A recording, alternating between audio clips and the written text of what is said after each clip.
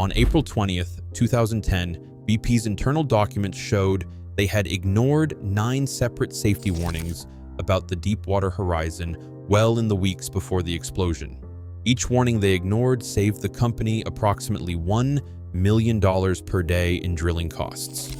The explosion that followed killed 11 people, spilled 4.9 million barrels of oil, and cost BP $65 billion. But here is what nobody talks about. BP's profit in the year of the disaster was $5.6 billion, and they never stopped drilling. BP's finance group tracked every hour the Deepwater horizon sat idle. The lease contract charged $500,000 for each day the rig remained on site. As the Macondo well project slipped behind schedule, the cost mounted. 43 days of delay meant $21 million in extra rental fees, money lost not to the environment or safety, but to time. Internal emails from BP's finance division warned that every day beyond the planned window added another $500,000 to the bill. The pressure was mathematical, not abstract. The 2010 annual report showed BP still posted $5.6 billion in profit that year, but each lost day on the rig was a line item, a drag on quarterly performance. The numbers drove the urgency. With every delay, the financial stakes grew. The cost of waiting was clear, and the incentive to finish quickly shaped every operational decision that followed. For the finance team, the well was a ledger first, a hazard second. 9 warnings landed in the official rig ledger. Cement bond integrity was flagged as questionable. Pressure anomalies appeared in the annular test. A hydraulic leak in the blowout preventer was logged, but left unresolved. Each red flag was weighed against time and cost.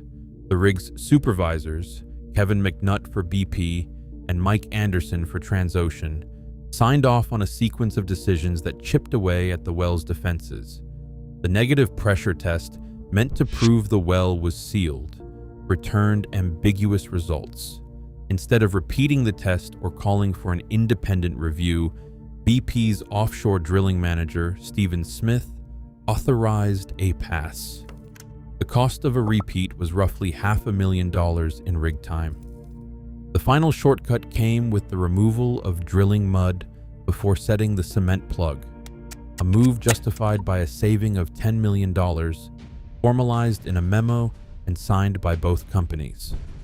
Risk assessments were minimal. The probability of a kick was labeled low, the consequence labeled moderate. No further mitigation was ordered. By the end, the well stood vulnerable, layers of protection stripped away for dollars saved.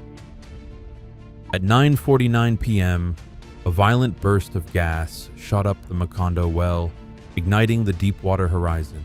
11 men never made it off the rig. 17 more suffered burns, broken bones, and trauma. For 36 hours, flames lit the Gulf. Oil and gas fed an inferno no water cannon could tame.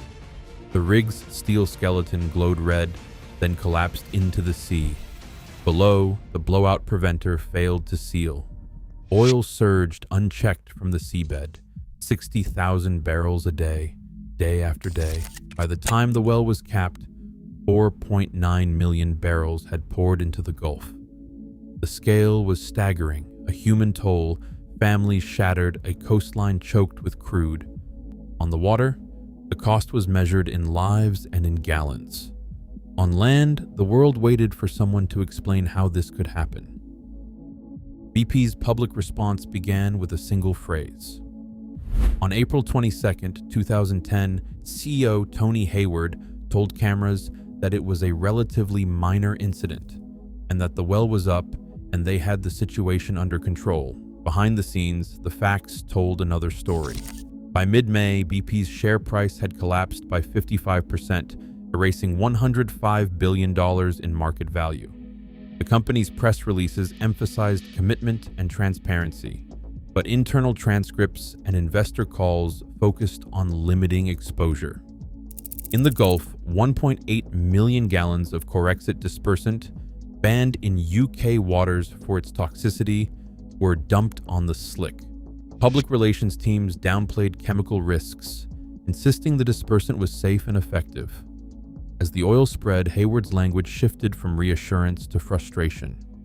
He said he wanted his life back, even as the company's losses mounted and the legal reckoning loomed.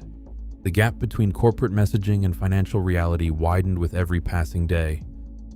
The settlement headlines told one story: $20.8 billion for civil penalties, $4.5 billion in criminal fines, and $20 billion in an escrow fund for the Gulf. But the arithmetic beneath the surface was different. Nearly $15.3 billion of the settlement qualified as tax-deductible, slashing the real after-tax cost to about $10 billion. The consent decree allowed BP to pay into escrow over 4 years, interest-free, spreading out the cash drain and preserving liquidity. No executive faced jail time. The value of a life by the numbers was $4.5 million per worker lost. In 2015, BP still reported $5.9 billion in profit. The punishment, once diluted by accounting and tax law, became a manageable expense, absorbed, booked, and moved off the balance sheet. In 2011, federal regulators granted BP new permits to drill in the Gulf. The company resumed operations less than a year after the blowout, even as coastal communities struggled to recover. Fisheries that once anchored the region's economy saw landings drop and revenue shrink.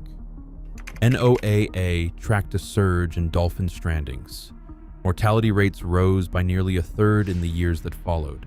Habitat loss stretched across millions of square meters of marsh and seagrass. Yet by 2023, BP reported $27.7 billion in profit. The oil kept flowing, the balance sheet grew, and the scars on the Gulf remained. The math was simple. The company rebounded, while the losses lingered in water, in livelihoods, and in memory. 11 lives lost, $65 billion paid, then deducted, absorbed, and outpaced by profit. Today, BP drills on. The cost, in human and natural terms, remains. For corporations, accountability is still negotiable.